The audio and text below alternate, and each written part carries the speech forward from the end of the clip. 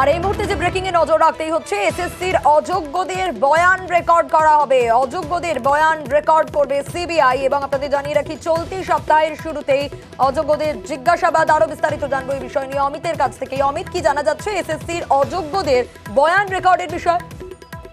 দেখো, 2016 সালে এসএসসির মাধ্যমে নবম থেকে দ্বাদশ শ্রেণী পর্যন্ত যে শিক্ষক নিয়োগ হয়েছিল এবং গ্রুপ সি এবং গ্রুপ ডি যে নিয়োগ প্রক্রিয়া হয়েছিল, তাতে যারা অযোগ্য চাকরি প্রার্থী, কারণ ইতিমধ্যেই বিষয়টি সুপ্রিম কোর্টে বিচারাধীন রয়েছে, সেক্ষেত্রে অযোগ্য চাকরি প্রার্থীদের তালিকা ইতিমধ্যে সিবিআই হাতে পেয়েছে এবং তাদের বয়ান রেকর্ডের প্রক্রিয়া কিন্তু শুরু করা হয়েছে সিবিআই তরফে। সিবিআই সূত্রের খবর, জেলাবাড়ি তারা একটি তালিকা প্রস্তুত করেছে যারা টাকার বিনিময়ে চাকরি পেয়েছিলেন বা যাদেরকে অযোগ্য চাকরি প্রাপক বলা হচ্ছে, তাদের তালিকা প্রস্তুত করে ইতিমধ্যে তাদেরকে নোটিশ সার্ভ করা হয়েছে এবং তাদেরকে তলব করা হয়েছে নিজাম প্যালেসের সিবিআই দপ্তরে।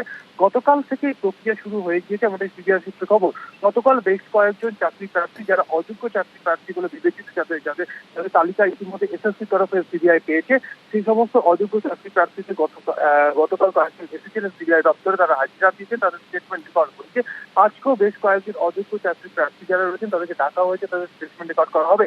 অন্যদিকে চলতি সপ্তাহ জুড়ে কিন্তু এই প্রক্রিয়া চলবে, এমনটা কিন্তু সিবিআই সূত্রে খবর। কারণ সিবিআই কর্তারা তদন্ত করে এই বিষয়টি দেখতে চাইছেন যে এই সমস্ত অযোগ্য চাকরি প্রার্থী যাদের তালিকা ইতিমধ্যেই এসএসসি তরফে আদালতে জমা দেওয়া হয়েছে, এমনকি সিবিআই কে দেওয়া হয়েছে, তারা কিভাবে চাকরি পেলেন, অর্থাৎ তার বারবার অভিযোগ করছে টাকার বিনিময়ে চাকরি বিক্রি হয়েছে। তাহলে এই সমস্ত অযোগ্য চাকরি প্রার্থী তাকে সুপারিশ করেছিলেন, তাদেরকে টাকা দিয়েছিলেন, এই বিষয়গুলো কিন্তু আরো তদন্ত করে দেখতে চাইছেন সিবিআই কর্তারা। এমনকি আদালতও জানতে চাইছেন এই সমস্ত অযোগ্য চাকরি প্রার্থী কাদের মাধ্যমে তাদেরকে প্যানেলভুক্ত করা হয়েছিল, এই বিষয়টা আরো স্পষ্ট হওয়া দরকার। এই কারণেই অযোগ্য চাকরি প্রার্থীদের বয়ান রেকর্ডের কাজ শুরু করা হলো সিবিআই তরফে।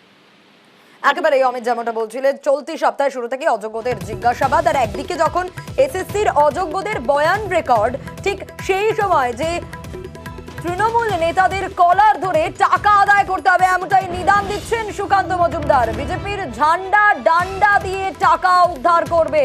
বাঁকুড়ার কোতলপুরের সভা থেকেই তৃণমূল নেতাদের এভাবেই হুঁশিয়ারি সুকান্তর। যারা এখানেও আছেন, চাকরি টাকা দিয়ে পেয়েছেন, এটাই সুযোগ। এই লোকসভা ভোটের পর কিন্তু তৃণমূল কংগ্রেসকে আপনারা আর নেতাদেরকে পাবেন না। এখনই বাড়ি যান, বাড়ি গিয়ে যে টাকাটা দিয়ে চাকরিটা ঘুষ দিয়ে পেয়েছিলেন সেই টাকাটা উদ্ধার করুন, কলার ধরে উদ্ধার করুন। আর একা না পারলে সঙ্গে বিজেপিকে নিয়ে যান, বিজেপি ঝান্ডা এবং ডান্ডা নিয়ে গিয়ে টাকা উদ্ধার করে দেবেন। আর ভোটের আগে অশান্তি তৈরি করার চেষ্টা, সুকান্ত মজুমদারকে পাল্টাতো তৃণমূলের তরফে। এদের কালচার, ওদের যেটা কালচার সেই অনুযায়ী কাজ করেছে ওরা। কারণ কি, এদের একদম ব্লক স্তর থেকে, জেলা স্তর থেকে রাজ্য নেতৃত্ব, ওদের একই ভাষা, ওদের উন্নয়নের কোনো কথা নেই। তাই এইসব করে ভোটের আগে একটা সন্ত্রাস তৈরি করার চেষ্টা করছে। টাকা নিতে তো বিজেপির নেতৃত্বকে দেখা গেছে, সেটা তো মানুষ দেখেছে। সব জায়গা থেকেই মানুষের কাছ থেকে প্রত্যাখ্যান হচ্ছে ওরা। সেই জায়গায় দাঁড়িয়ে ওরা এখন বাতাবরণ তৈরি করছে, একটা হিংসার বাতাবরণ, একটা সন্ত্রাসের বাতাবরণ তৈরির চেষ্টা।